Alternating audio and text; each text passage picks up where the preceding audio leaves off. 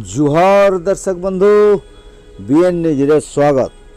बरगढ़ विकास रो गोटे उत्तम उदाहरण अच्छे प्राइवेट बस स्टैंड नु ओल्ड रिजर्व पुलिस रोड, जहाँ के बरगढ़ भेड़न रास्ता भेल कहसन।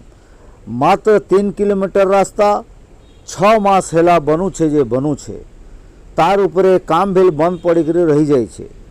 गेट तो बनी गला माने तोरण द्वार, किंतु रोड हो गला यात्रींकर मूड दुखा।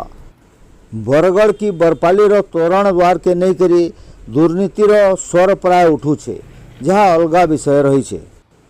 एभे बरगढ़ आम आदमी पार्टी रो भवानी साहू उक्त बरगढ़ भेड़न रोड के नहीं करी अभियोग करी छन। सूचना थाउ जे उक्त रोड 14 कोटी ब्यारे तैयारी हो छे।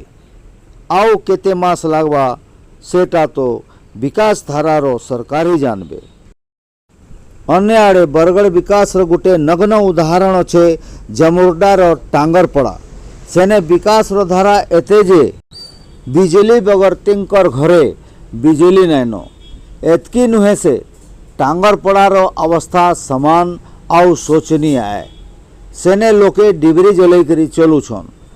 बुझा उपरे नलता बिड़ा जे सेने पीवा पानीर भेल अभाव रही छे। सेटा भेल प्रचंड खरा मूड उपरे अच्छे।